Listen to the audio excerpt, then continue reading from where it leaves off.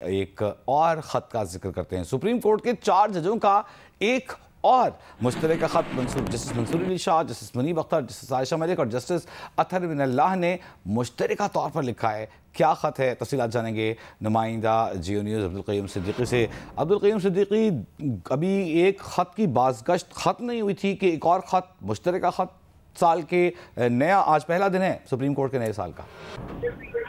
जी वजी, ये बहुत ही दिलचस्प बात है कि पिछले खत में जो कि जस्टिस मंसूर अली शाह का सामने आया था, उसमें उन्होंने कहा था कि रूल्स की मंजूरी के लिए फुल कोर्ट बुलाया जाए, और आज जो ये खत लिखा गया है उन्होंने कहा है कि ये फुल कोर्ट जो है इसमें हम शरीक नहीं हो सकते हैं। तो इस तरह आज ये चारों जज साहबान फुल कोर्ट की मीटिंग के अंदर भी शरीक नहीं हुए। इन 4 फाजिल जज साहबान ने जो लिखा है खत, उसके अंदर ये कहा गया है, 2 सफ़ात का ये खत है कि हमें मौखा 3 सितंबर 2025 को खत के जरिए इतला मिली कि फुल कोर्ट मीटिंग तलब की गई है, जिसका बुनियादी एजेंडा एक ही नुक्ता है, यानी सुप्रीम कोर्ट रूल्स 2025। इस एजेंडे के लिए जारी वर्किंग पेपर में 2 मुतजाद नुकात दर्ज हैं।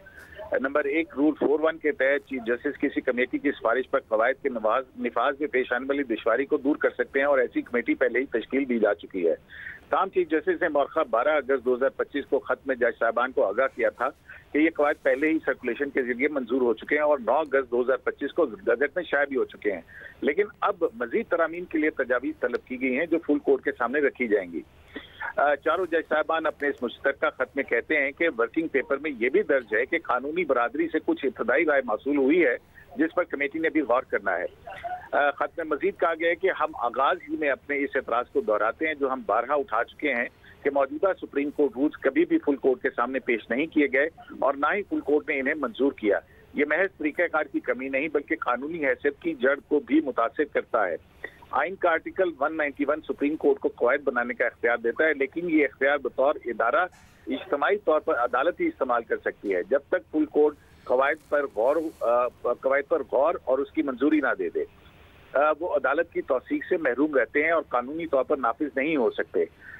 इस मुश्तरका खत में ये कहा गया कि इस खामी को मजीद संगीन बनाने वाला पहलू ये है कि मंजूरी का तरीकाकार सर्कुलेशन के जरिए इख्तियार किया गया।